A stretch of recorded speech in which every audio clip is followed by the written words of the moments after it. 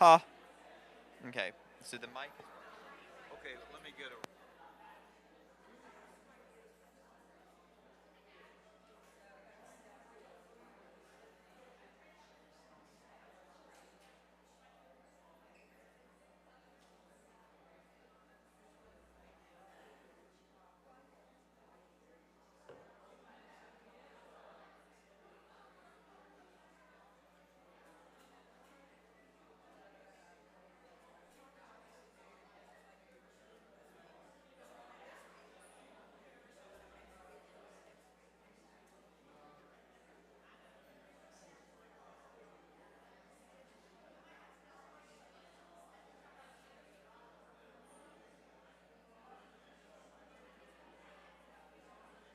Well, there's no reason not to test it. Test. Test. Barely perceptible. Test. Yeah, Test. yeah, Okay. yeah. So can you hear? Can you detect the issue? Does it sound? Does it? Can you hear the loose connection? It just comes and goes. Occasionally, it's on now. I can't. Testing. Testing. Testing. Testing. Actually, well, Um, if we could.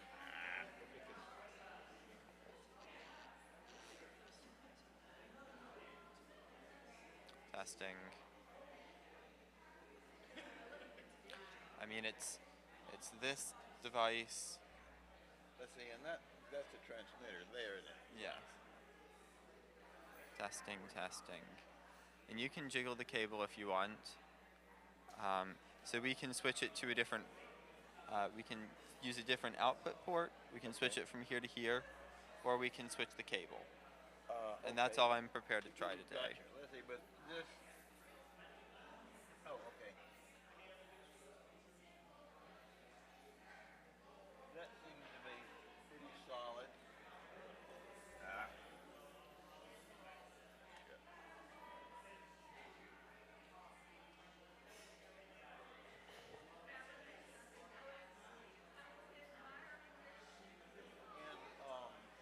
And let's see, where is the cable coming from the main amplifier? I wonder.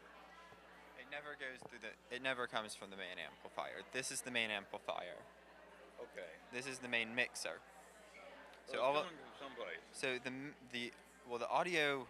Yeah, I mean it. Oh, This, okay, it goes. Yeah, it goes okay. directly right here. Gotcha. Okay, and it goes to there, and then either to the. That mic work? Yes. It comes either from here to. Testing. And now it's on. Hello. Hello. Hello.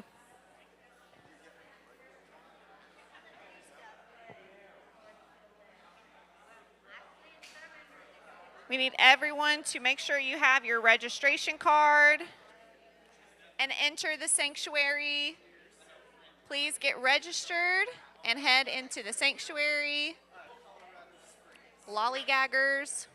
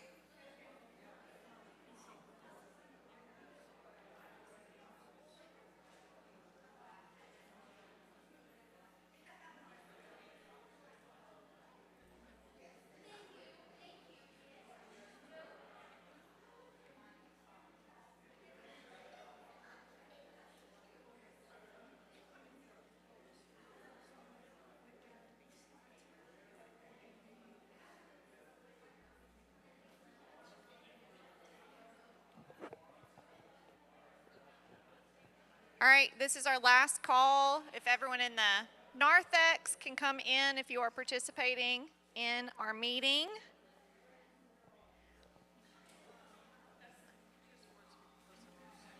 Yes, I will.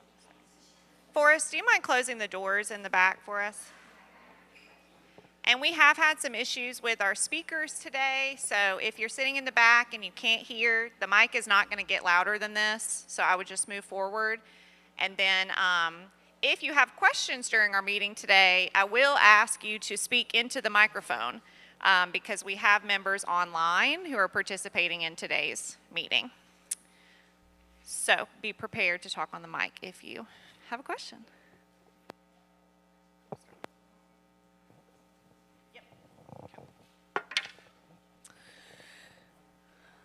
A reading for our chalice lighting this morning in preparation for our congregational meeting. Amidst the paperwork and preparation that has gone into this day, amidst the emails and the emotions, amidst the getting it done and the pressure of time, can we find a little space for lifting our heads in wonder that we're still here, still striving, still trying together? Can we find hearts accepting all the complexity, space for falling a little bit in love with this faith again, with its tenacity, its capacity, even its audacity? Space to hold what we still believe is possible, without hiding it behind disclaimers that attempt to shield our hope from critical critique.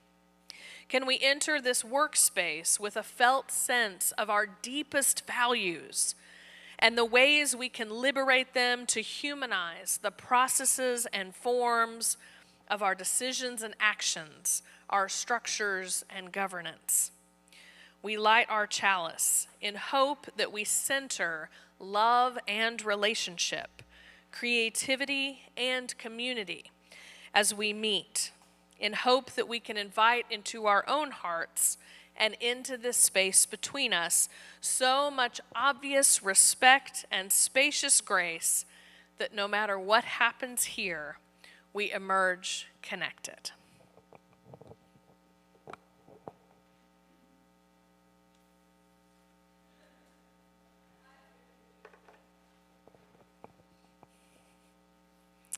Our chalice is lit. I just want to highlight for those of you, I hope everyone grabbed one of our annual reports. Our committees, our staff, everyone involved put a lot of time and effort into writing their reports, and so they are there for your perusal. I hope that you will review what the year has meant to all of those who were able to submit a report. I'd like to highlight a couple things in my report. We have had new staff, two of which you saw exemplified today. We have had lots of, our regular work that we do all the time, getting Sunday service together, pastoral care, and incorporating our intern Matthew into all of this work. And so it's been really a fun year. And Matthew, wherever you are, I hope you learned a lot. Matthew has also submitted a report, so I hope you'll read that as well. We had 56 new members this year. If you are a new member and you're on this list, would you please stand? I just want to acknowledge the new members that are here for our meeting today. Welcome, welcome all. The other thing that happened that was really huge this year was the incorporation of our Beacon program. So last year, our beacons were being trained every month in different aspects of church life. And this year, they were put into action.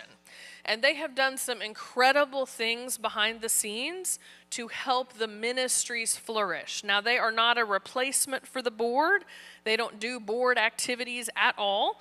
They are there to support the ministries of this church. And there's not a page number, but there's a pretty little graph showing you the areas that they cover, the areas they worked with, there is some intersection on things that we were really desperate around, especially like stewardship and those kinds of things. So there were some intersections, but overall the Beacons did an amazing job.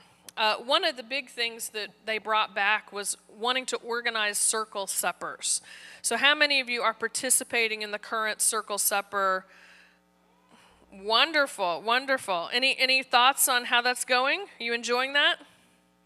Amazing. We had folks who were first-time visitors sign up for circle suppers because they wanted to get to know people. So we're going to do another iteration in the fall. It's a 4-month commitment for 4 meals, and I hope you will think about signing up and getting to know new and old folks again, but that was something that they've definitely put together. And we're going to celebrate some volunteers later in this meeting. But I just want to say thank you. I appreciate being your minister this year and every year. The last month especially has shown the impact this church is making in the community. And so as some announcements are made this summer that happen to have my face on them, I just want you to remember that, I am the professional you in the community, but people come here for you. They come here to be connected with you, to get to know you. I am just the filter as to whether they can stand sitting through this service. So please remember that all of these efforts are part of outreach and trying to keep our church thriving and growing. And so there's lots of exciting things happening, and I can't wait to share those with you when the time is right. So any questions for me? And I'll hand it over to Kate. Wonderful. Kate. Your board president, Kate Staub. Do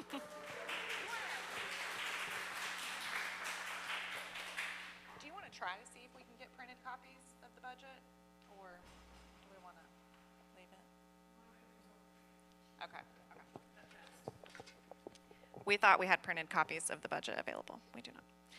But it is in your email, and we'll get to that later. Diane is going to help me do a budget overview, and we can answer any questions at that time. But first, I also just wanted to echo Julie's sentiment and thank you guys for being here. Democracy is a cornerstone of Unitarian Universalism, and your membership allows you to vote. So everyone in this room should have a voting card. If you do not have one, you need to let us know so that we can get you one. And UU meetings follow Robert's Rules of Orders. I have them printed here. I'm not going to read these rules to you. And we won't have to pull these out unless we get into some intense debate, which I don't think is going to happen today. But the general rule is that today we're voting on 2 important issues in our church. One is the budget for the coming church year, which is July to July. And the second is us adopting a social justice issue statement. So we've done many of these in the past as a church. One was affirming as a church that Black Lives Matter. Another one was reproductive justice. We did one on Medicaid in Alabama. So this one is about environmental justice. And so when those votes come about, I will call for a motion from the floor. We will need someone to second a motion. Then there will be a call for comments and discussion, and then we will call for a vote, and you will vote by just raising your hand and lifting up your calling card. I think that's all for just housekeeping stuff. Like I said, we do have a couple of members online today. So hello, Jack. I know you're on. I don't know if anyone else has joined, but welcome, Jack, and thank you for being with us. Jack and any other online members will be voting today via chat. And if they have questions, then I'm guessing Josh is just going to pop out and let me know if there are any questions in the chat so we can address those for them. That's new for us for this year, but it is, again, a sign of our growing membership that we are having members from all over the country in Jackson, New York, if you guys are not aware. So with that, we're going to get into our budget review. So I will invite Diane up.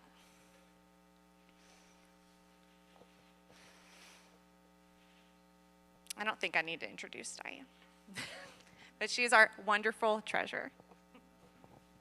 Yeah, thank you, Kate. So there is a financial summary in the report that, you're not hearing me? Okay, sorry. There is a financial summary in the report that you have, and I'll try to summarize that. I think everybody probably realizes that the finance team here is actually a team. Paul Mansell is the chair of the finance committee, John Powell, George Clersey, Bob Bradley, Barbara Kohler has been part of the finance committee, and who else? But anyway, we work as a team, and I represent the finance part on the board. So just an overall comment on our financial picture. Because there's been careful stewardship over many years of this congregation, we have a good financial basis. We own our building outright. We have an endowment of a little over $140,000, and our policy has been that money that is over the $100,000 mark is potentially, available for use, although we have never actually taken anything out of it yet. We just try to keep building it. And we have a capital reserve fund for major repairs when they need to happen of about $90,000. Okay. We have, in order to meet our operating expenses for the last several years, we have benefited from a partnership with the congregation in Tuscaloosa, and they are at this point the biggest contributor to our pledge or our income for the church. Last year, we had the uncomfortable situation of approving a budget that actually anticipated withdrawing money from the endowment to cover operating expenses. And anybody who knows much about finances just gets chills when you think about covering operating expenses with savings. It's like, oh. Well, we did not have to do that.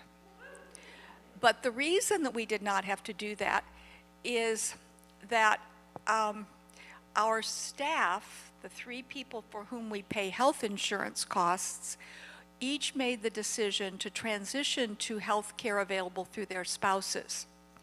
And we're reimbursing them for the costs of those added premiums on their spouse health insurance. And a group of us worked together to develop what's called a Section 125 plan, which allows those reimbursements to be tax free for the employees. But that reduced our costs for providing health insurance very substantially. So it really is one of those actual win-wins. They've got more comprehensive coverage. It's costing us a whole lot less.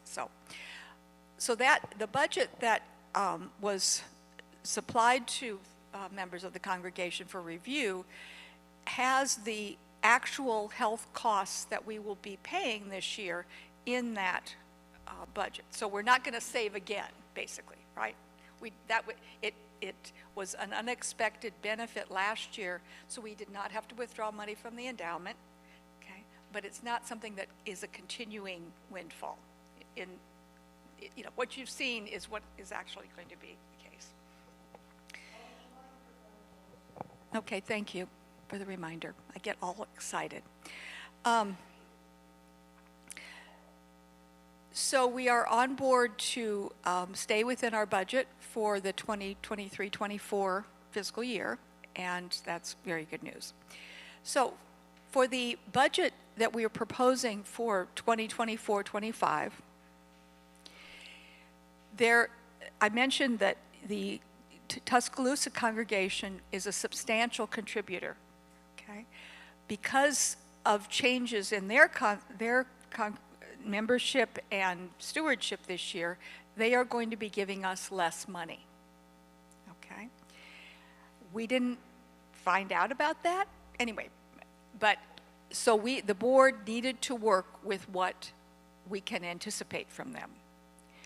And that required some adjustments from what we had hoped to do. And so I'm going to just enumerate the things that we had to do in order to be able to present a budget that we can use this year. One thing that is unfortunate, but we will not be contributing to the capital reserve in 2024-25. As I mentioned, the current balance in that account is $90,000. And Reverend Julie let us know that because we are full share contributors to the Unitarian Universalist Association, we pay our full dues.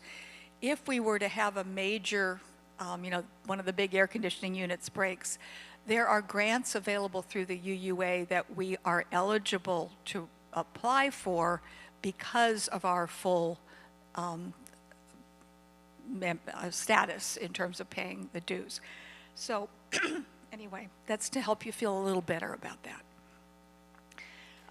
We looked very carefully at committee budgets, and in general, if a committee has an internally designated fund, which is kind of like a savings account for that committee, then they did not get additional money in the operating budget for this year. We had hoped to be able to start contributing to a fund that will pay for a minister when Reverend Julie takes the sabbatical that she will have earned in a few years. I don't know exactly what the time frame is, but right now we did not have money to put into a sabbatical ministerial fund. And we took out the funds for sending people in person to General Assembly next year. And the staff raises were cut from what we had hoped to do of 5% to 3%. So that's the way it is. And I'm happy to answer questions, okay? One thing I wanted to say as we talk about expenditures is you may or may not realize that we've had some very substantial improvements that relate to security for the church. You know, parking lot lighting, there's going to be a new fence put around the playground. Those are not things we are paying for out of our operating budget, okay? So we're not putting a fence around the playground instead of giving staff raises. We have a grant from Homeland Security that was obtained during the pandemic that is meant to be used for things related to security. Okay, does that make sense? Okay. Okay. So I know that the board next year will be looking at potential ways that we can increase income, things like, you know, further increasing our rental income, more actively soliciting donations, etc. Okay, I'm happy to answer any questions. I'll do my best. Janice. The budget has been put online so that we can look at it online. Okay. Yeah, the budget is available through a link. Yes. The relationship with the Tuscaloosa Church, do we do anything to support their programs in Tuscaloosa? Or how does that work? Well, I think that I would like to have Reverend Julie answer that question about, yes, I'll let. The main way that we support Tuscaloosa is that every Sunday, using our cameras and our online system, they pipe in the time for all ages and the sermon. So they are getting a sermon each week. It's not live, I'm on a TV down there, but they are getting a sermon each week by a minister for that income. So they are a church who has always had a minister. They really want a minister. They cannot afford a minister. And so we have this partnership so that, you know, not only do they hear our sermons every week, but I provide pastoral care. I do their weddings and funerals, and as well, Courtney has helped train their new child care worker, so there's staff support as well. Kim actually does a joint newsletter now, and she has to add in the Tuscaloosa stuff as well. So really, what they're paying for is staff support, And then what we've been trying to do with the partnership committee is to build community between our congregations. Because as we all know, being UU in Alabama is really isolating. And so we want them to feel loved. So that's why sometimes they come up here and sometimes we encourage you to go down there so we can continue to build those friendships. I wanted to add one more thing to the security grant. We spent $80,000 on a really cool security system for the church. Again, this was not money that came out of the church's budget or things. This was from Homeland Security. We can apply again, and there are some things that we might use. So if you're loving grant writing and would like to help write this next grant for the church, I have some ideas. But one of the things that has been pointed out is that after our Sunday service starts, the doors automatically lock. And some people have been bothered by that. And I just want to explain to you that the police and our security company have both said this $80,000 is a waste of money if you don't lock it down at the time we are most vulnerable, which is Sunday morning. So I cannot share the time it locks, but be assured that our ushers and greeters are there to let you in. It is not meant to be a deterrent to you being here. It is meant to keep all of us safe. And so please just know that it happens. We let some of our latecomers know that it was not personal. We just needed to do that at the request of all of the experts involved. So I hope that answers the question. Any other questions for Diane?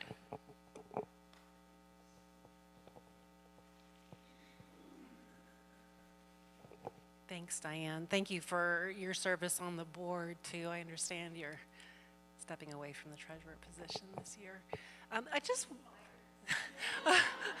Well, it's a big job, and you did a great job. I just wanted to understand better. That hit me really hard when you said that pay raises were cut. And I just wanted to understand better. I know there's only so much you can cut, and those sound like pretty deep cuts, kind of hard cuts to make, difficult decisions. What are we doing on the other end of things to beef up the income side of things instead of taking cuts into people's salaries like that? That I'd like to understand better. Okay. So a couple pieces. In terms of what we can do to increase income, the things that we're doing to grow membership, of course. We have not had active fundraising activities the last couple of years. There've been some things, but there could be major ways that the congregation comes together for fundraising. And we could be more actively working on, giving people opportunities to donate and to contribute to the church. But just to be clear, salaries were not cut. We had hoped to give a 5% raise to everyone, and we backed off to 3%, which is, I think, what government employees are getting. That's kind of it's keeping up with inflation, I think.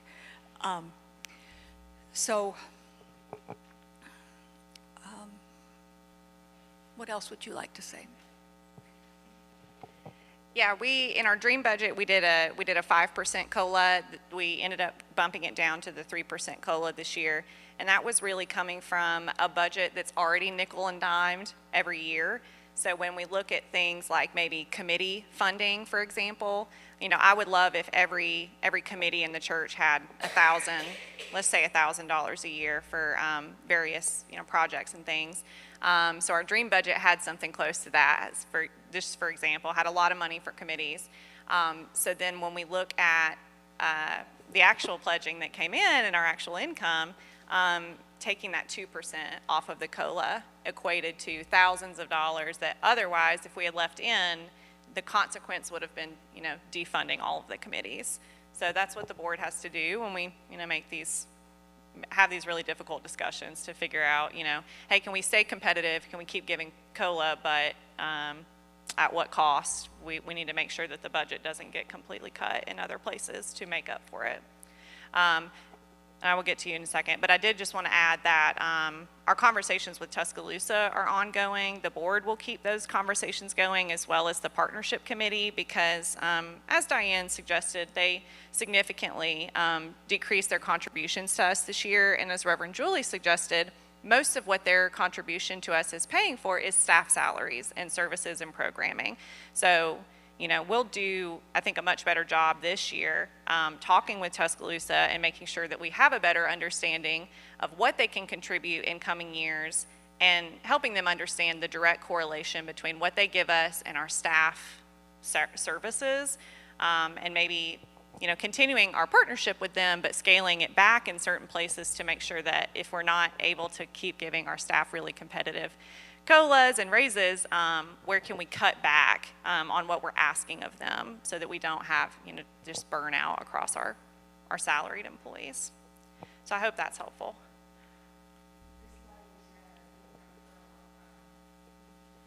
Go ahead, Scarlett, go ahead.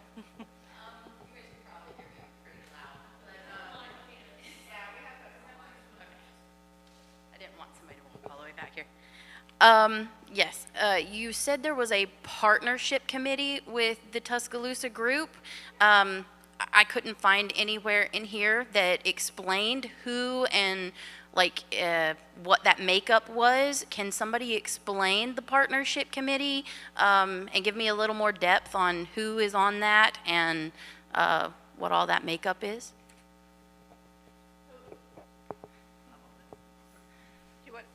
Paul to talk about it? There's about 3 or 4 members of the Tuscaloosa, including the board president and their treasurer and a couple other people down there that are on the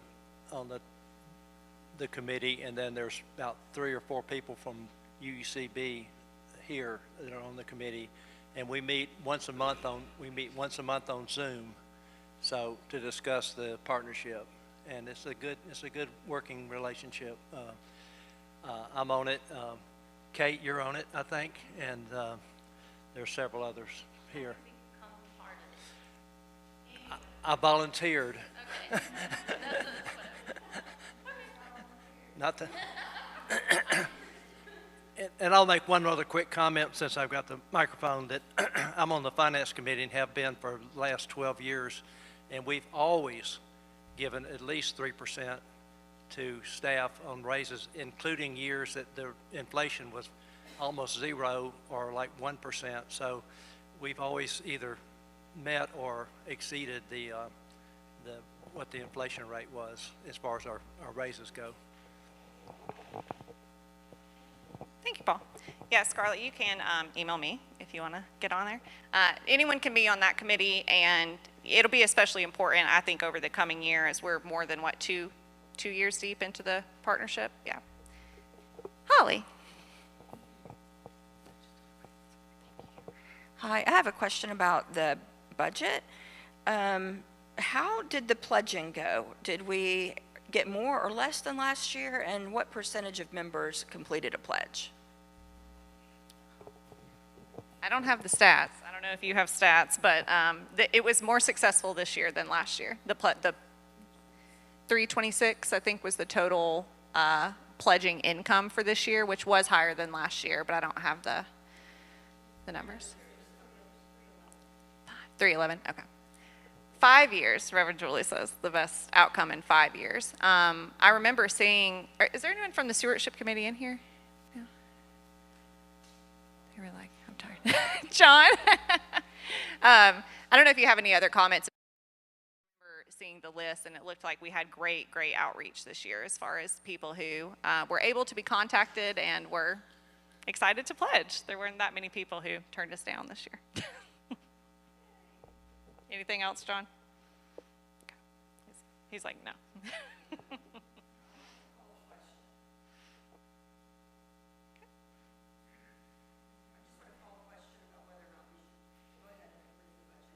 Okay. Holly has made a motion to, or I guess, is that the same as call to question? So Holly has called the question. I need someone to make a motion. Thank you.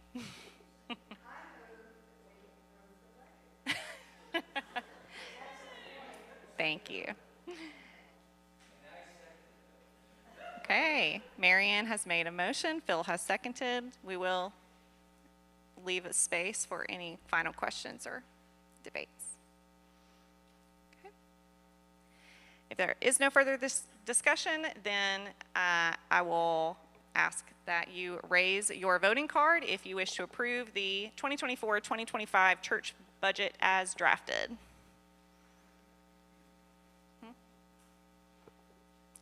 And Jack online, please vote. And others who are online, please vote. Okay? Majority vote, the motion passes. Thank you, thank you. And thank you to the work of the board and the finance committee who made all this possible. Yes, especially the finance committee, yes.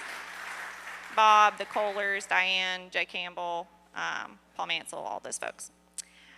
Our next line of business is the environmental justice issue statement. Phil, do you want to read your statement? It's up to you. But yeah, of course. For those of you who are new members, I just want to remind you that this is the only way the congregation speaks on an issue, is by a vote of the people. Whatever I say from the pulpit is me. Whatever you say is by a vote right now. So Phil's going to read the statement that you're going to vote on. We actually have a journalist here present for this historic moment. So no pressure, vote your conscience. But this is a really important issue, and we definitely want to make it known our priorities as a church and our values into the community. So, Phil. Thank you. The Environmental Justice Task Force, the EJTF, was formed in 2023 as an arm of the Justice Committee. The purpose and stated mission of the EJTF is to become part of the UA Side with Love program called Green Sanctuary 2030. The EJTF has submitted the required congressional profile, which was accepted by the UUA, and has also submitted a formal issues proposal to the UUCB board, which was approved in March of 2024 in advance of our congressional vote here today. 2 informational sessions have been held to inform our congregation about the mission of the EJTF, and we look forward to approval in June. The EJTF has been meeting twice a month to brainstorm goals for reducing our carbon footprint, improve the grounds, and communicate EJTF opportunity plans, action items with the congregation. The result of our brainstorming will be submitted as our opportunity assessment and will be submitted to the Justice Committee and the UUCB board when they are finalized. There are approximately 18 members of the EJTF who have been divided into inside-outside groups. The outside group is focused on improving the nature trail and clearing invasive plant species from our UUCB property. The inside group is connecting with other environmental related groups such as the Alabama Interfaith Power and Light, GASP, and Energy Alabama. They are also planning communication methods through bulletin boards, church program inserts, and Q&A cards. The EJTF looks forward to official approval by the UUCB membership in June and our continued work together. And I just want to add, as far as since we're talking about finance and budgets and that kind of thing, this is also meant to reduce our utility expenses and to find ways that we can improve our building and reduce those expenses as well. That was a great statement, but I think this is what they're actually voting on. Oops. So Did I read the read wrong this? thing? It's okay. Do you want to read this? I'm sorry, I read the wrong thing. That's the background. That was the background, everybody. I'm very embarrassed now. Okay. I understand. Thank you for this. I didn't have the other thing. Okay, the Environmental Justice Task Force proposes that the UUCB join with the UUA campaign called Green Sanctuary 2030. This campaign provides structure, leadership, and support in broad collaboration for the UU faith community to engage in an ambitious environmental and climate justice movement that seeks to live fully our principles and achieve our vision of a sustainable and just world for all. We propose joining with more than 100 other UU congregations around the country in this campaign. The Green Sanctuary 2030 campaign has 4 components: congregational transformation, understand the historical justice context of our community, nurture relationships with other groups in our community, organize for the long term, understanding that this will take time and effort, prepare for climate impacts that face us and future generations, build community resilience by collaborating with other communities, strive towards systematic change in our justice system by assessing congregational choices through intersections of climate, racism, and classism, building accountable, collaborative relationships and solidarity with systematically oppressed communities. Number 2 is mitigation. We want to reduce the carbon footprint of our facility, our homes, and our community. Weatherize our building to make it as efficient as possible. Advocate for clean energy programs such as recycling, composting, reusable dishes and silverware, etc. Utilize our church grounds to improve community food security and habitat restoration. Number 3 is adaptation and resilience. Adapt to impacts of increasingly severe climate conditions. Cultivate spiritual, relational, and infrastructural strength to respond to ever-changing climate impacts. Identify a community impacted by existing and intensifying climate changes. Join in actions that increase their capacity to withstand climate change. Food security projects, disaster preparedness, response and recovery, etc. And number 4, climate justice. Explicitly intersectional and inclusive mutual and well-being for all. Work with frontline communities who are impacted first and worst by climate change and face systematic oppression. And work in direct collaborative relationship to avoid aid-based charity paternalism, solidarity, not charity. We, the Environmental Justice Task Force, understand that these are long-term goals, and we plan to submit yearly goals towards all of these endeavors. Thank you. And so at this time, at this time I make a motion. Can I make a motion? I make a motion that we approve the Environmental Justice Task Force issue proposal that was set forth to the board. And we have a second. Are there any questions for our president? Or for you. Are there any questions about the Green Sanctuary 2023 initiative and what it will mean for our church to get involved in this? 2030? Green Sanctuary 2030. 2030. Green Sanctuary 2030. The goal is to reduce our carbon footprint by half by 2030 and be net zero by 2050. So this is 2030 to reduce it by half. So that's why it's a long-term goal. Okay. If there are no questions, then please raise your voting card if you are in support of our church adopting the Environmental Justice Social Issue Statement. And folks online, please vote as well. pausing for a photo.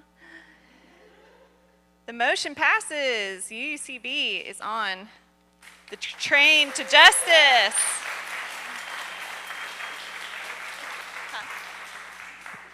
So that means when someone asks, what does this church believe in? You have just given them an answer, one answer, of they believe in environmental justice in all the ways that Phil described. Congratulations, great job.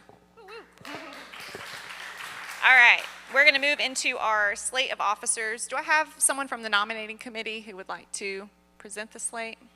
I had people here earlier. I don't know if they showed up. Nancy. Nancy's like, okay. Thank you, Nancy. I would love for anyone to come forward who is on our slate for the 2024-2025 year. You should know who you are. So if you are in the room and you are going to be serving on our board for the coming church year, the board, the nominating committee, endowment committee, or if you're going to be RE or stewardship for the coming year, come up front. Then I'll let you read off the names, and then we'll call for a vote.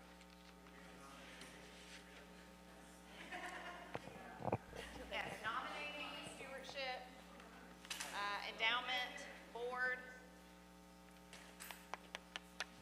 And I'll let you read the board. I was waiting for people to get up here. Okay. Ready here? Okay. We have our wonderful new committee members and board members here. For our president, we have Julie Nicholson Morgan.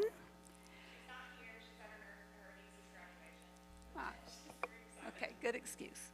Vice President Phil Vanderkamp.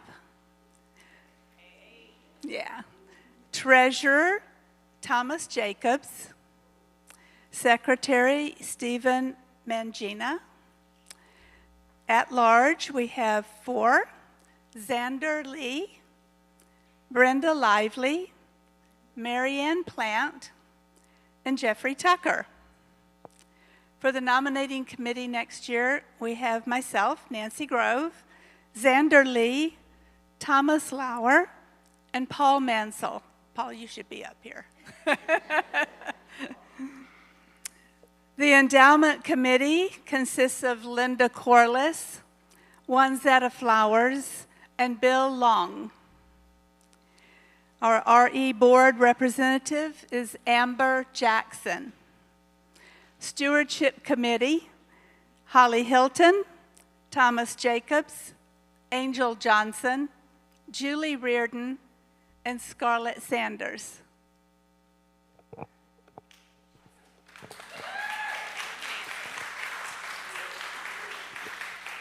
I'm going to move so Grant can take a photo. Please smile for Grant's photo. This is an awesome slate. We're so grateful for everyone who has stepped up to serve in any of these capacities. I will ask in 1 second for a motion to approve our 2024-25 board slate. And actually the entire slate. I apologize. Kathy's made a motion. Seconded. Pause for discussion. All in favor by show of your card. Folks online, please show your cards or in your chat.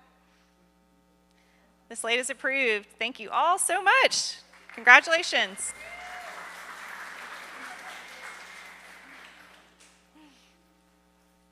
Got anything else to say? Yep. Would all of our beacons who are here please come forward? Beacons, yes, yes. As I mentioned earlier, our beacons are trained lay leaders who are involved in the ministries of the church. We meet monthly and work on special projects to improve the life of the church. They have been such a rock to me this year that I did not even anticipate. I was so excited getting to work with them, and so many fabulous things have happened because of this relationship. I also want to invite you, we are going to start training the next class of beacons.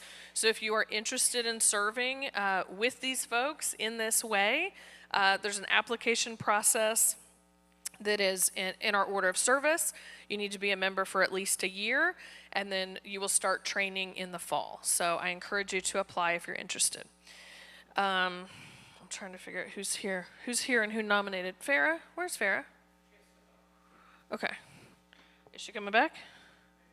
Okay. Can y'all grab who you nominated?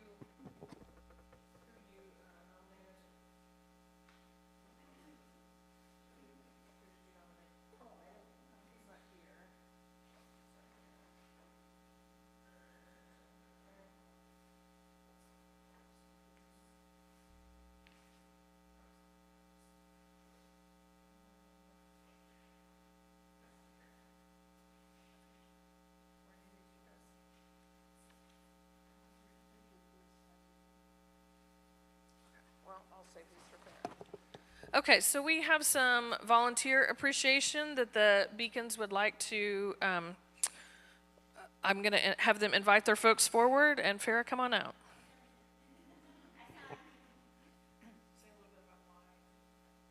Oh, hi, my name is Kylie Kerr. I am your Beacon for Justice. You're welcome.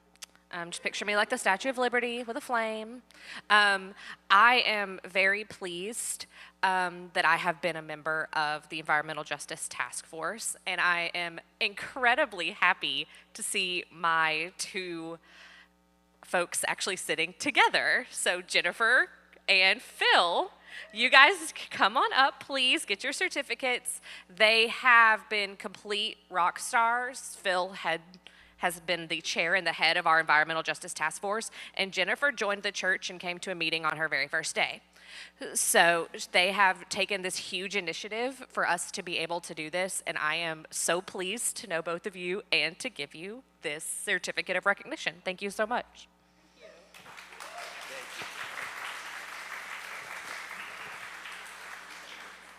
I'm Helen Rivas.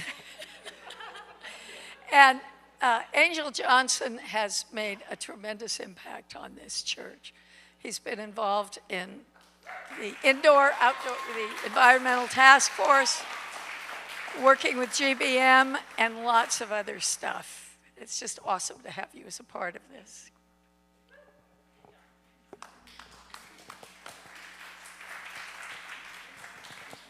I'm Juanzetta Flowers, and my area is Worship Associates and Spiritual Arts. And I have nominated, and Bob Kohler is being given a certificate of appreciation for holding the choir together for all the years I've been here and all the years that you were here.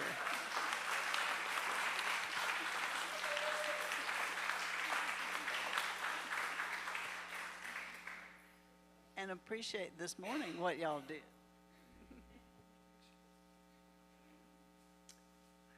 You're welcome.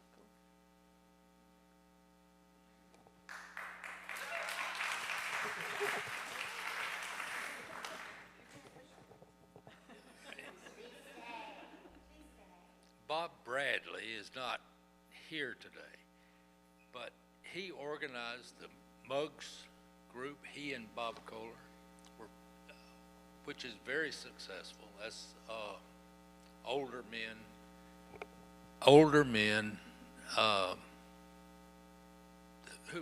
Who are you use? Mugs. How does it go? Men's Unitarian Universalist group. For the old and old at heart. That's right. And Bob is on the finance committee. He is the go-to guy with finances for the church. And he's available if you need help. He's also volunteered to head up the oversight of fundraising of our bookkeeping for the Bending the Arc project, which is a huge responsibility and a wonderful help to Bending the Arc.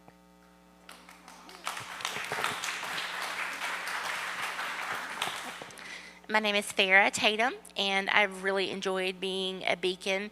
As a matter of fact, when Reverend Julie started talking about bringing the new training, I was like, well, what am I going to do now? I love it, I'm going to say.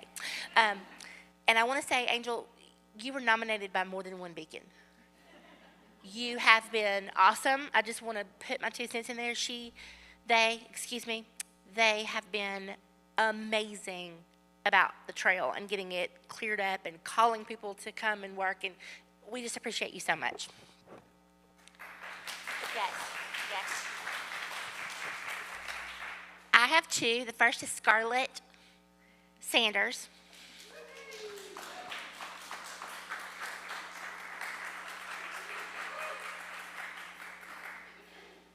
Right here. Scarlett has been instrumental in the EFA celebrations that are happening with cups. So many people are coming, and so many people of diverse communities are excited and happy to be here. And she did a lot of that work.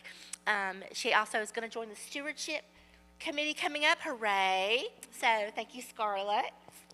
The other person I have is... Hold on, take a picture with you. She wants a photo op. My new shirt.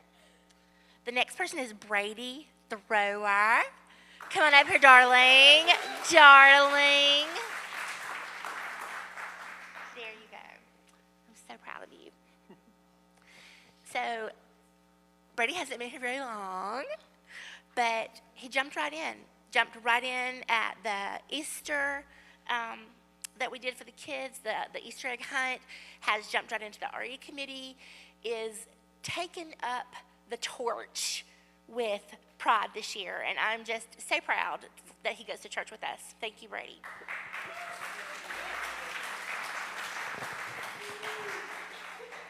Thank you, Beacons. This was all about spreading some love. And they also nominated 3 folks who aren't here. Eddie Easterling was nominated for Sharing Stewardship, the best stewardship campaign we've had in years. So thank you, Eddie.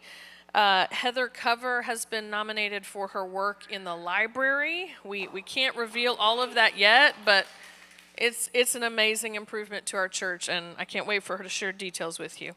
And then they also nominated Pia Sin for her work with the environmental justice folks. So please give all these folks a hand.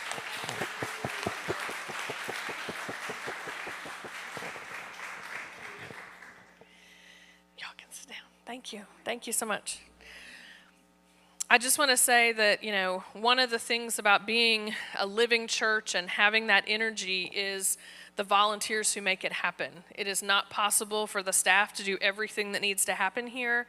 And so if there's something that you notice isn't happening, it's probably because we need a volunteer to help with it. So I hope you'll jump in, especially you new folks, and let us know what you're interested in.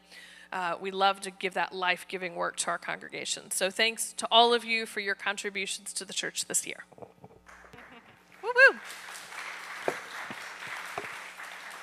All right, we're coming up on the end of our agenda, but following up on that, I wanted to give a shout out to all of our committee members. And y'all, one thing that the board has been working on is updating our policies and procedures manual, and there's a whole section about committee and team structure, who they report to, if they report up to the board, the minister, just to the congregation at large. Are you a team? Are you a committee? And we've been looking at this and trying to structure it a little better, but in doing so, it's just brought so much awareness to me about how many committees and things we actually have. So I'm going to list them off for you, and if you're not on one of these committees, I want you to think about just if any of these sound good to you, because it's truly so many.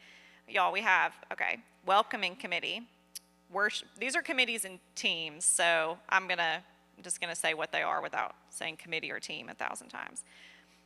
Worship, welcoming, website, ushers, tech, small group, religious education, outreach, music, membership, justice, sometimes broken out into also reproductive justice or environmental justice, the humanist group, the greeters, our film series, decorating, cups, care and share, the beacons, adult enrichment, right relations, safe congregation, the Tuscaloosa partnership, the personnel committee, the stewardship committee, building and grounds, finance, the memorial garden, and I don't think I said nominating committee. I think that's it. That's a lot, though. If you are involved in any of those teams or committees, if you would please stand up and let us, flowers, thank you, flower committee. I need to add that one to my list. If you're involved in any of those committees or teams, will you please stand up so we can clap for you? It's like a lot of you. Yay!